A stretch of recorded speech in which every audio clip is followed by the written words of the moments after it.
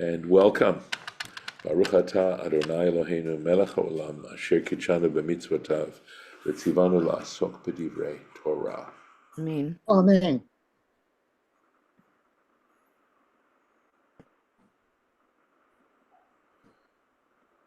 And so what we're doing is we went back to the beginning of the Torah, to Genesis, and just finished the Torah Temimah on chapter 1, and here we are started chapter 2 of Genesis. So it starts, of course, Vaychulu hashamayim va'aretz v'chol tzva'am. The heavens and the earth were completed and all their array, something like that. And we actually we had started looking at this last week, but I'll go back. This is the source that Baruch Halevi Epstein is bringing to bear on this particular verse, specifically the part of the verse that says "V'chol tzva'am" and all their array. And this is a quote, and here is where the source is: Rosh Hashanah, the tractate Rosh Hashanah in the Talmud, page 11a. So, and one other thing that he does is, if the language in the original source is somewhat convoluted or corrupted, or however you want to say it, he will put it. One thing he does do is try and put it in a clear way, as clear as he can.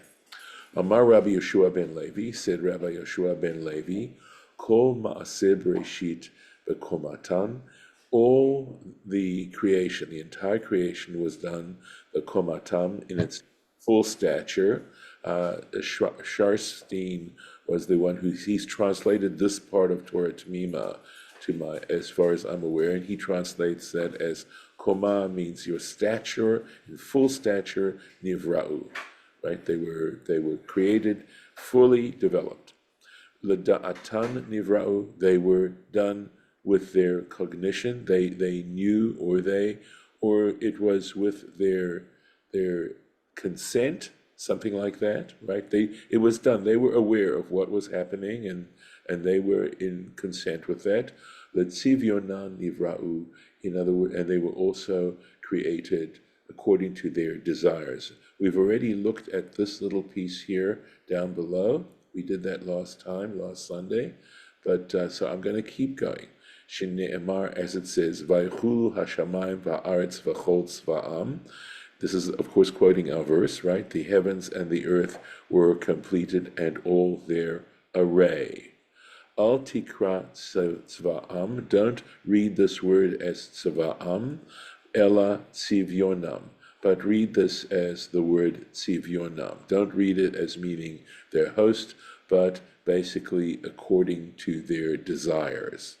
Now, I will say that, that an aleph and a yud are interchangeable. They're letters that sometimes change in various forms. So it's not like it's totally a different word. It is a different word in the sense of what it means, but nevertheless, there is some sense of connection grammatically or orthographically in those words. But Baruch Halevi Epstein is going to go into that a little bit more. He's not going to just let that pass. So, Yitachen, it would appear, to midayek mishum lefi chukei halashon, that there's a reason in terms of the language of this verse that gives Rabbi Joshua ben Levi reason to say what he said. In other words, there's a sense in which the actual expression, the way this sentence is being expressed, according to the rules of grammar, doesn't fit well. That's what he's saying. Hayat tzarich lomar, because if it were to follow the rules of grammar, the word that it should have used in the text isn't v'chol tzva'am, it should have been v'chol tziv'otehem. In other words, according to all their, each group, each species, according to all their species, something like that. And that's the word. V'lashon tzva'am, however, the word tzva'am, their host, mashma she'tzva echad l'shamayim v'la'aretz. That is to say that to use the word tzva'am has the implication that there is one, in other words, one form of the heavens and the earth. that the entire creation is one species, so to speak, or one form. Uve'emet, and in fact, halo shonim he, but they're different. Certainly, heaven and earth are very different from each other. V'lachen darish, and for this reason, this pushes Rabbi Joshua ben Levi to come up with another way of looking at this. V'lachen darish, and for that reason, he interprets al derech asmachta, and he does this by the suggestion. Asmachta is a kind of proof that's not compelling, but is a supportive. In other words, where you find support for an opinion, that would be lismoch means to support, right? To depend on. And so an asmachta is a suggestive proof, the chod tzivionam. So that's why he uses this term, the chod tzivionam. That's not enough, though, obviously. More needs to be said, and he's going to say more. The hine, right? And in fact, lo mitba'er, but it's not so clear. Me'en derish mikan od komatam v'ladatam. Well, okay, fine, tzivionam, we can deal with it. But remember, he doesn't stop there. He says, komatam, he says their stature, ulada'atam, and according to their knowledge, their awareness, right? The efshar lomar. So one can say, de be'inyan tzivionam kalul hakol, that when you say it was according to their desires, that actually includes both their stature and their consciousness, their awareness, their agreement, something like that. The acharei de biur milat tzivionam, right? Because after we look at the explanation of this word tzivionam, hu milashon tzvi. It is from a word, it's derived from a word tzvi, ufa'er, right? This is something he mentioned above, where there's a verse, I think it's on Isaiah, Isaiah 28, and there where he talks about grace and beauty, that it's related to a word that means grace and beauty. Kamosha katavnu, as we wrote already. It's up here where he mentions it. Right here, somewhere there, right? So that's the reference in Isaiah 28. Let's find out. Okay. Ve'im lo hayu bekomatam ein bahem hidur, because if they were not in their full size, right, in their developed size, they would not be as beautiful in that case. In other words, they would not have achieved their full level of beauty. V'chein kalul b'milat tzva'am, right? And likewise, in this word tzva'am, retzonam, there also is included in a connotation of that word is their desire. And how does he get that? He's going to give you proof of that. Let's see. Ki shoresh tzava, because the root tzadik beit aleph, but aramit, in Aramaic, inyano, it has the meaning of ratzon, desire, v'heskem, and agreement. K'mevu'ar kama pa'amim b'sefer Daniel, as is clarified in several times, right, in the book of Daniel. And the book of Daniel, a lot of the book of Daniel, most of it, is written in Aramaic. And he's saying Daled Zion, he's saying chapters 4 through 7, Hava Tzava, right? He desired it, he wanted it.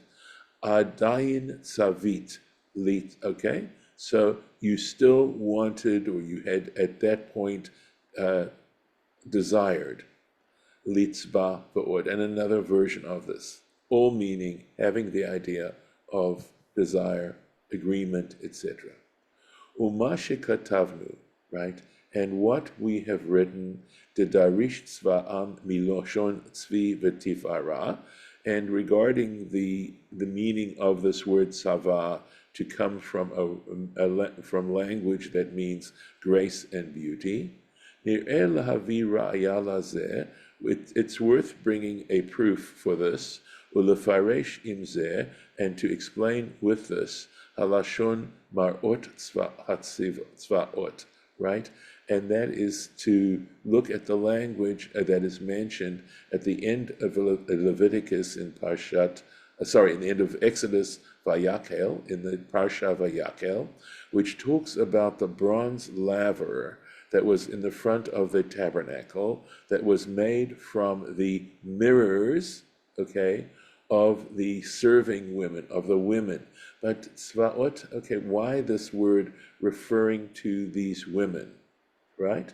She'inyano, that what it's referring to is hamarot, that is to say the mirrors, shahayu hanashim mekashtot umefa'arot atzman bahem.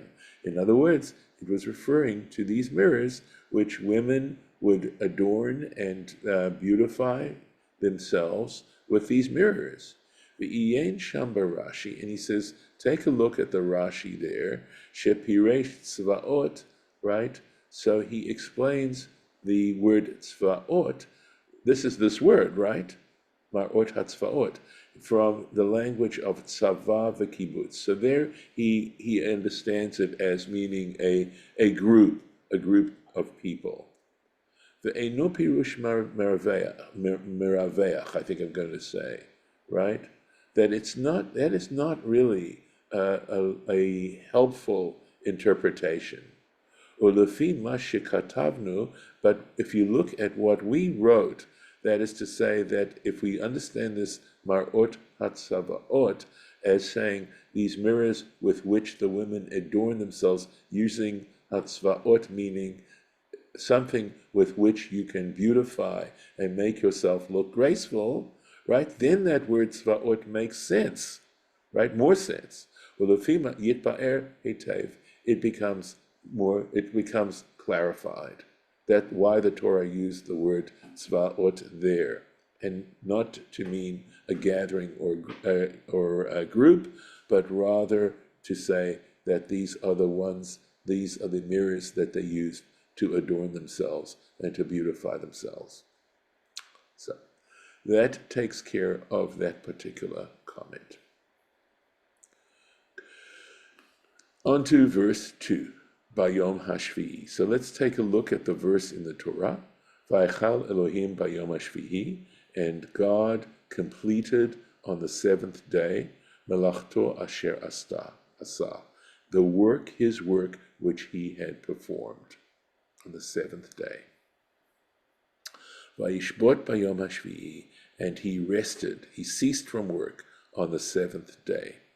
Mikol Malachto, from all the work, all the labor, Asher Asa, which he had performed. Okay. So we're going to look at this, it's over here, Bayom Hashvi'i, right, on the seventh day. Maaseh Batalmai Hamelach, we've had a comment like this before. There was a situation, an incident, a occurrence, involving Ptolemy the king, King Ptolemy, Shekines Ayin Bet Tzedekainim, who brought together 72 elders, Veichnisan B'Ayin Bet Abatim, and he put them into 72 different homes. For Amar, and he said to them, commanded them, L'chol Echad, to each one, Kitvu li Torat Moshe Rabchen, write for me, meaning in Greek, right? In Greek, the Torah of Moses, your teacher, your master. Now, so each individual, and this is the origin of the Septuagint, the Greek, the very early Greek translation of the Bible, actually. Natan HaKadosh Baruch Hu Eitzah B'lev Kol Echad Ve'echad. God put a thought or a suggestion or the advice into each and everyone's heart. V'katvu lo, and they wrote for him, Vaychal Elohim Bayom HaShishi, that God completed on the sixth day, Vayishbot Bayom HaShvi'i, and he rested on the seventh day. That this is what they wrote in Greek in translating the Hebrew. So they did not translate the Hebrew literally. They put obviously an interpretation, but every one of them put the same interpretation, That's the point being made here, that everyone did the same thing. And this is from Tractate Megillah. Let's take a look here where it was. Find it. Here it is. Here's the note, Dalet, the footnote Dalet. Kedei shelo yomar. So why did they do this, he's saying? So that they wouldn't say, he wouldn't say, Devayom hashvi'i gamar malachto, so that it wouldn't suggest that the work was actually completed on the seventh day, uve'emet, and in fact, hevei bi'ur halashon vaychal bayom hashvi'i, and when you actually understand the idea of completed on the seventh day, shelayom hashvi'i kvar kalta hamalacha, that when it says he completed it on the seventh day, it didn't mean he finished the job on the seventh day, but rather that the job was finished by the seventh day. And that's the vaychal, that's the meaning of the Hebrew here. Ukamo bi'ur halashon, and we have another example in another parsha, where it says, when we clarify the language in the Torah, ach bayom harishon tashbita so'or, it says, however, on the first day you shall remove all leaven, in Parshat Bo, in the Parsha Bo, shepirusho, that the language actually means, shelayom harishon, that by the first day shel chag of the festival, kvar yiheh nishbat, right? That it needs to be removed, right? Tashbitu, that it needs to be removed by the seventh day, by the first day of the holiday.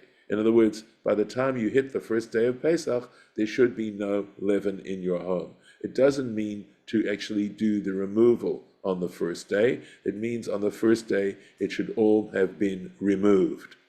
So there's now a question. And so we have to explain, well, why didn't they just say that? Why didn't they just say it in a way that it would have meant exactly that, lifnei talmai, before Talmi? Umishum, the reason for that is, de ulai lo haya makabel pirush there, that it's possible he would not have thought that that was an accurate interpretation. He wouldn't have accepted that meaning of vaychulu, or vaychal, that it meant it was already completed.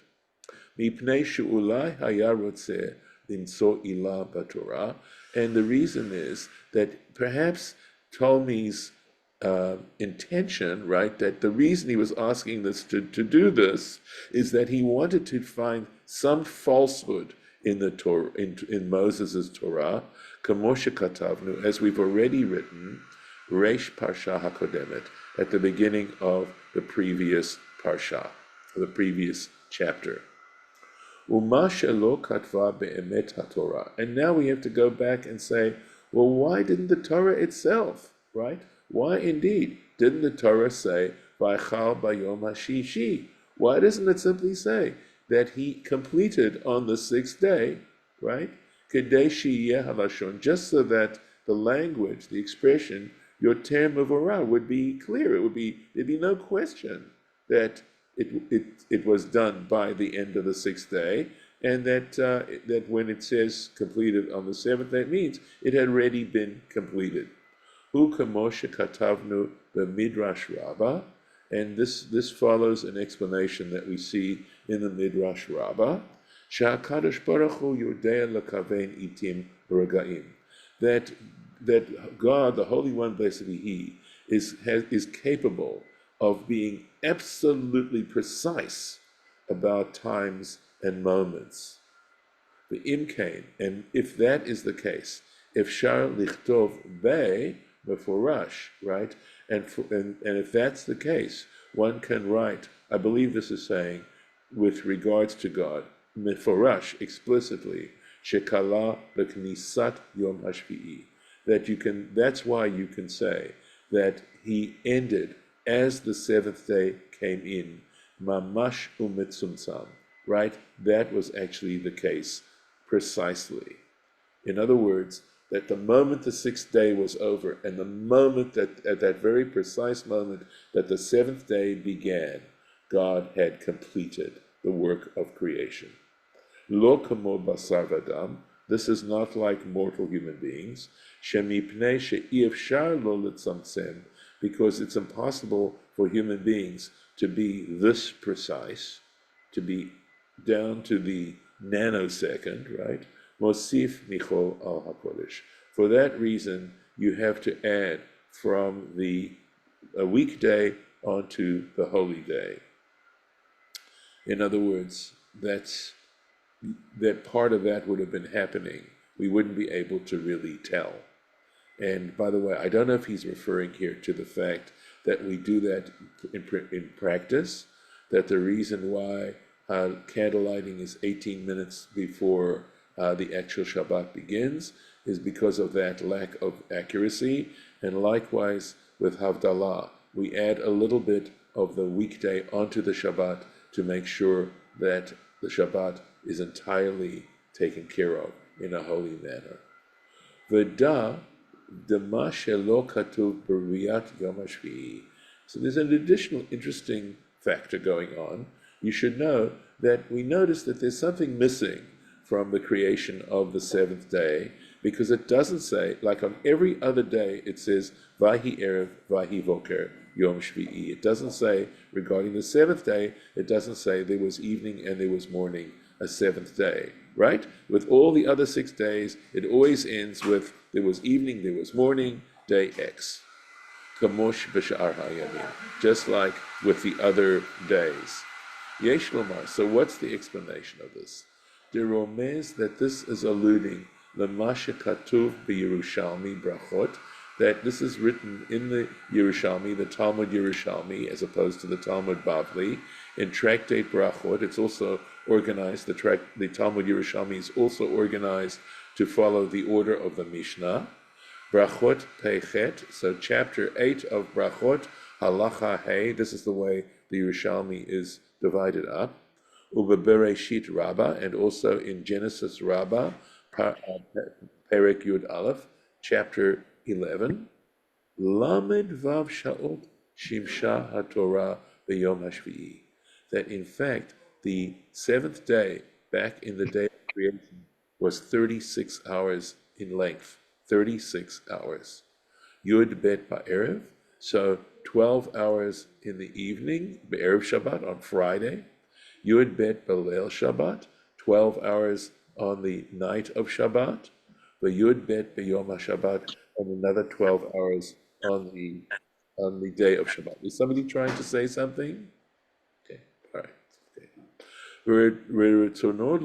And what he's trying to say is, Sheme'az she'ira achama be'erev Shabbat, that from the moment that the sun came up on Friday, on Erev Shabbat, Shuv lo ad motzei Shabbat, it did not set until Shabbat was over, until the end of Shabbat. V'lachein lo kativ vahi erev vahi voker yom shvi'i. And for that reason, it doesn't say there was evening, there was morning, the seventh day, because it didn't set, and it didn't come up. It was up all the time. So there was no evening, there was no morning. Acharei de lo shak'acha ma b'leil Shabbat, because the sun didn't go down on Friday night. V'lo haya erev, so there wasn't going to be an evening, klal, at all. Rak yoma arichta milamed vav shaot, but a long extended day of 36 hours. Omnam, however, ze gufa tzarich ta'am, lama be'emet lo shak'a shimsho shel erev Shabbat. But this itself, it just raises another question, right? This itself needs some kind of explanation why, in fact, it didn't happen. Ad motzei Shabbat, until Shabbat was over. Umatam badavar, and what was the reason for this? V'yesh lomar, and we could say, de be'emet kein muchrach hayadavar, that in fact it was necessary for it to operate in this particular way. Why? De'acharei dehagbalat hazman utchumei yom v'layla shel kol yom mimei habriahem, because since the division, right, the setting up of the boundaries of time and the, again, tchumei, and the areas of day and night, the length of day and night of every day, mimei habriah, were in fact part of the days of creation, mivriotav shel HaKadosh Baruch Hu, they were also part of the creation, the act of creation of God, kafi hamitba'er milashon, as is expressed in the actual expression of the language, Vahi Erev, right? Erev came, there was, it came into existence, Vahi Boker, and morning came into existence, you might say. HaKatuv B'chol Yom, which is written regarding every day. Im Kain, if that's the case, Acharei Shebeyom HaShvi'i Shavat Mikom Melachto, if we're going to say that on the seventh day he ceased, he didn't do that anymore, Im Kain Halo Lo Haya Yachol Od Lehavrei Havayat HaErev, right? It wouldn't have been possible then for him to create, right? To create evening, V'haboker, and morning, Shel Yom HaShvi'i, of the seventh day.